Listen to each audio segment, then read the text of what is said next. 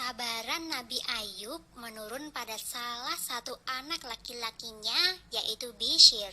Bishr bin Ayub adalah lelaki yang istimewa.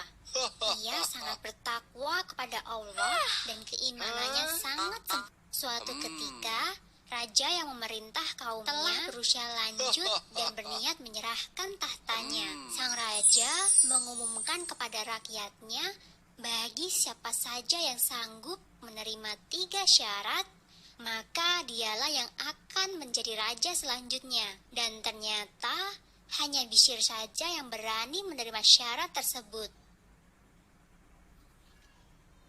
Ketiga syarat yang diajukan oleh sang raja adalah sanggup berpuasa di siang hari, mendirikan sholat di malam hari, dan sanggup untuk tidak marah dalam keadaan apapun. Setelah menyatakan sanggup menjalankan syarat itu, Bishr pun dinobatkan sebagai raja dan diberi julukan Zulkifli yang mempunyai arti orang yang mempunyai kesanggupan dan kemampuan.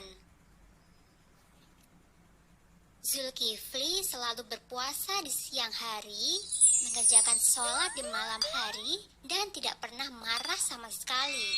Keteguhan iman Zulkifli membuat iblis tidak senang. Iblis mencari cara agar ia bisa membuat Zulkifli marah. Seusai zuhur, iblis menyamar menjadi seorang kakek dan menemui Zulkifli. Ia mengadu jika selama ini ia telah dianiaya oleh kaumnya. Raja Zulkifli pun meminta sang kakek untuk datang ke persidangan pada esok harinya. Keesokan paginya, Raja Zulkifli menunggu sang kakek di majelis persidangan. Sang raja berniat menyelesaikan permasalahan yang dihadapi sang kakek. Namun, hingga waktu zuhur tiba, sang kakek tidak kunjung datang. Raja Zulkifli pun meninggalkan persidangan untuk beribadah dan beristirahat. Rupanya, sang iblis memang sengaja tidak datang di persidangan itu untuk menguji kesabaran Raja Zulkifli dan membuatnya marah.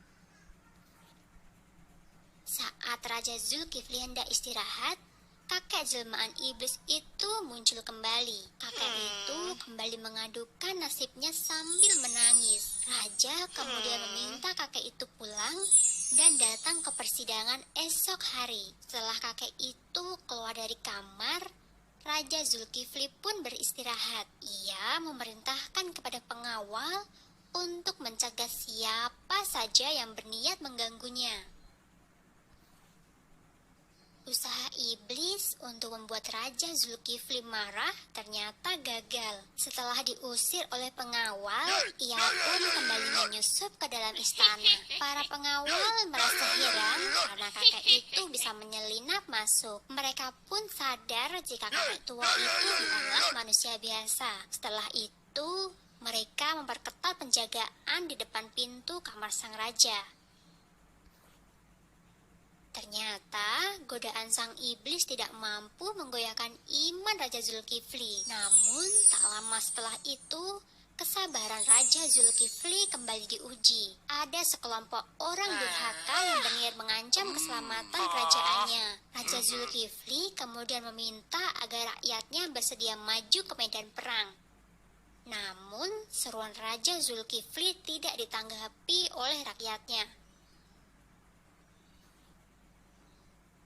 Rupanya seluruh rakyatnya takut mati sehingga mereka tidak mau pergi berperang. Jika sang raja bisa menjamin bahwa mereka tidak akan mati saat berperang, barulah mereka mau maju ke medan perang bersama sang raja. Saat itu, sang raja berdoa kepada Allah. Ia meminta perlindungan dan keselamatan bagi semua rakyatnya. Doa Raja Zulkifli dikabulkan.